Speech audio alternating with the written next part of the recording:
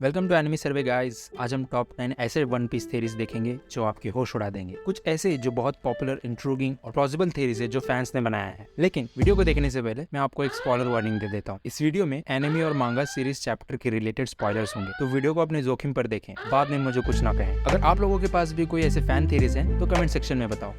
अब अगर तुम लोग नए हो तो सब्सक्राइब करो, वो जो लाल वाला बटन है उसके साथ स्कैम करो या फिर महफिल जमाओ, मुझे नहीं पता, बस क्लिक हो जाना चाहिए। तो आओ यार शुरू करते हैं बिना किसी डेडिकेशन के। नंबर 9 पे है क्रोकोडाइल इज लूफीज मदर। आप लोगों में बहुत से लोगों को शायद ये पता हो या फिर कहीं ना कहीं से सुना होगा कि क्रोकोडाइल सर लूफी की मदर है, लेकिन कभी सोचा है कि ऐसी थेरीज क्यों हैं? तो जब क्रोकोडाइल और इवानकाओ की मीटिंग हुई थी तब क्रोको सर को इवानकाओ ने ब्लैकमेल किया था किसी सर्टेन इन्फॉर्मेशन से क्रोकोडाइल सर के बारे में। बहुत से लोगों का मानना है कि इवान ने अपने gender changing hormone powers use करके लेडी क्रॉक को सर क्रॉक में बदल दिया, और जेंडर चेंज होने के बाद भी क्रॉक सर बहुत ही फेमिनाइन लुक वाली वाइब देते हैं। ओके, लेकिन लूफी की मदर, यही सवाल आ रहा है ना, क्योंकि क्रॉक सर ने लूफी को बहुत ही बार मारने की कोशिश की है, लेकिन ड्रैगन के फुल नेम या उसकी फैमिली के बारे में किसी को नहीं पता था, इवानकाओ को भी, जो कि ड्रैगन के बहुत क्लोज है। तो शायद इवानकाओ ने क्रोकोडाइल सर को बताया हो कि लूफी की फादर कौन है, तभी से क्रोको सर का एटीट्यूड लूफी की तरफ मराइनफोर्ड में पूरी तरह से चेंज हो गया। जहां वो लूफी को मारना चाहते थे अलाबास्टा आर्क में, वहीं मराइनफोर्ड आर्क में लूफी को बहुत बार उन्होंने बचाया। क्रेजी ना?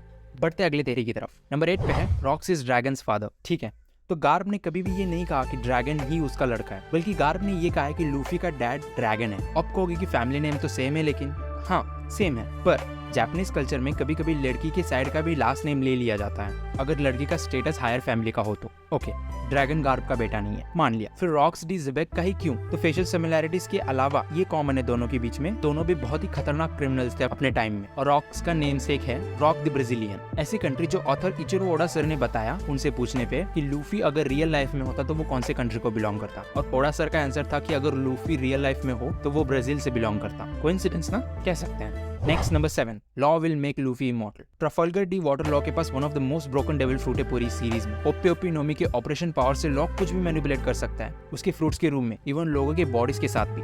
लेकिन लॉ का फ्रूट बहुत ही इंपॉर्टेंट है, जैसे कि हमने ड्रेसरोसा आर्क में देखा कि कैसे ये डेविल फ्रूट किसी को भी इमॉर्टैलिटी दे सकती है यूजर की लाइफ से। लेकिन क्वेश्चन ये आता है कि लॉ ये यूज किस पे करेगा? खुद पे? ओडा सर ये एबिलिटी बिना यूज किए तो छोड़ेंगे नहीं, और जब सब लोगों से पूछा गया तो सबका एक ही आंसर था कि लॉ ये एबिलिटी यूज करेगा लूफी पे। लॉ भले ही कूल प्ले करता हो, लेकिन वो लूफी में बिलीव करता है और उसे बहुत मानता है, तो हम ये सोच सकते कि लॉ ये एबिलिटी लूफी पे यूज करेगा। आगे बढ़ते हुए 6 नंबर पे है Shanks and Luffy will have a Davy back fight. अगर तुम किसी से पूछोगे कि वन पीस में फिलर आर्क कौन सा है, तो सबका जवाब एक ही होगा, डेवी बैक फाइट, राइट। भले ही आओकेजी को इस आर्क में इंट्रोड्यूस किया गया, लेकिन तब ये बहुत इंपॉर्टेंट नहीं लग रहा था। बहुत से थ्योरिस्ट ये सोचते हैं कि ये रिडिकुलस पायरेट कंपटीशन बाद में बहुत ही बड़ा रोल प्ले करने वाला है। क्यों? क्योंकि कुछ लोग कहते हैं कि जब लूफी और शैंक्स रीयूनाइट होंगे तब लूफी शैंक्स को चैलेंज करेगा उसकी सुपियोरिटी साबित करने के लिए, और जो उसने प्रॉमिस किया था कि वो शैंक्स से स्ट्रॉन्गर क्रू इकट्ठा करेगा और शैंक्स को सरपास कर देगा।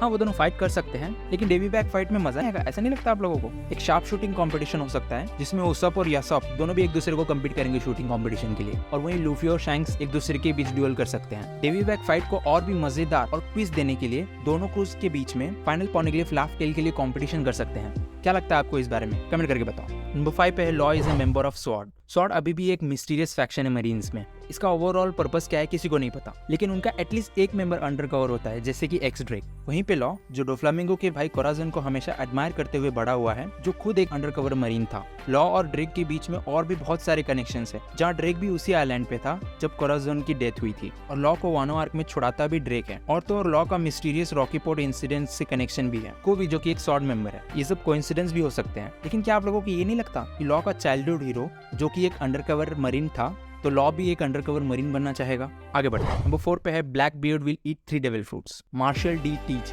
या ब्लैक बियर्ड जिस नाम से हम सब उसे जानते हैं, अब तक का सबसे इंट्रोगिंग विलन है सीरीज का। वो ब्लैक बियर्ड ने कुछ ऐसा किया है जो अब तक किसी ने नहीं किया। उसने 2 डेविल फ्रूट्स खाए हैं। किसी तरह से उसने व्हाइट बियर्ड का ट्रेमर फ्रूट खाया था व्हाइट बियर्ड के मरने के बाद। अब तक इतना ही बताया गया है हमें कि ब्लैक बियर्ड की बॉडी स्पेशल है। कुछ लोग तो ये भी कहते हैं कि ब्लैक बियर्ड ने ऑलरेडी 3 फ्रूट्स खा लिए हैं, क्योंकि उसके जॉली रॉजर में 3 स्कल्स हैं। एक मिथिकल जोन टाइप, शायद सेरेबरस जिसके पास 3 हेड्स होता है, या क्राकेन जिसके पास 3 हार्ट्स होते हैं। और कुछ लोग सोचते हैं कि अभी भी ब्लैक बियर्ड ने 3rd फ्रूट नहीं खाया है, शायद वो एक जोन टाइप का इंतजार कर रहा है। और कुछ डेविल फ्रूट यूजर्स है जोन टाइप वाले, जिनके बारे में हम सोच सकते हैं।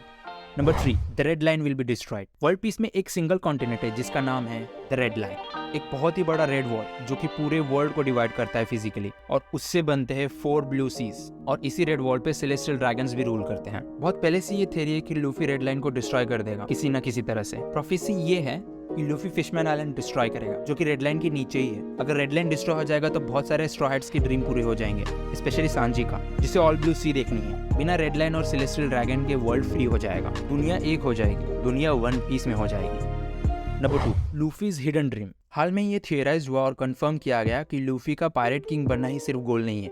लूफी के फ्लैशबैक में उसने डिक्लेयर किया था अपने बड़े भाइयों के सामने कि उसका ड्रीम क्या है, और 1 आवर के बाद लूफी अपने नाकामा को भी बताता है अपने ड्रीम के बारे में। एक प्रेवलिंग थ्योरी के हिसाब से छोटा लूफी जिसे शैंक्स के फन लिविंग क्रू के साथ टाइम स्पेंड करने में मजा आता था, और शैंक्स की क्रू की भी एक चाइल्डिश ड्रीम थी कि उन्हें वर्ल्ड्स की बिगेस्ट पार्टी देनी। और हम सब जानते हैं कि हर स्ट्रॉ हैट्स की एडवेंचर के बाद वो लोग क्या करते हैं, और लूफी पायरेट किंग बनने के बाद और वर्ल्ड को फ्री करने के बाद वो सबसे पहले क्या करेगा, एक massive celebration, right. Okay, number 1 बताने से पहले मैं कुछ ऑनरेबल मेंशंस देना चाहता हूँ। नंबर 1 पे है बगी विल बिकम पायरेट किंग। बगी द क्लाउन एक साधारण पायरेट से योंको बगी बन जाता है। नंबर 2 पे है shanks is a celestial dragon. एक खतरनाक पायरेट 5 एल्डर से मिलने गए, जैसे कि हम तेल लेने के लिए दुकान जा रहे हो। कोई सेंस है इस बात की? Number 3, Rocks formed his crew with Davy back fight. मतलब खुद सोचो कि कोई कैसे 3 फ्यूचर योंकोस लेवल की अपने क्रू में कोई ला सकता है बिना डेवी बैक फाइट के। ओके, अब टॉपिक पे आते हैं, और नंबर 1 पे है वन पीस इज बीइंग साके।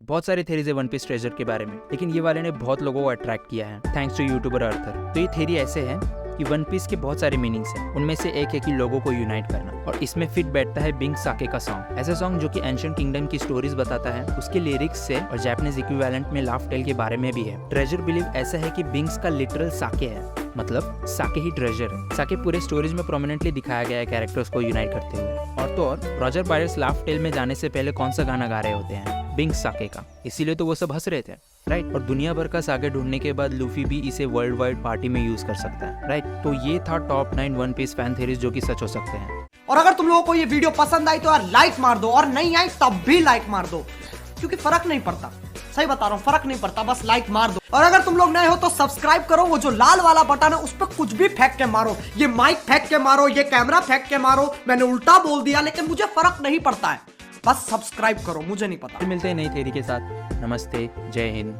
ये तो परत।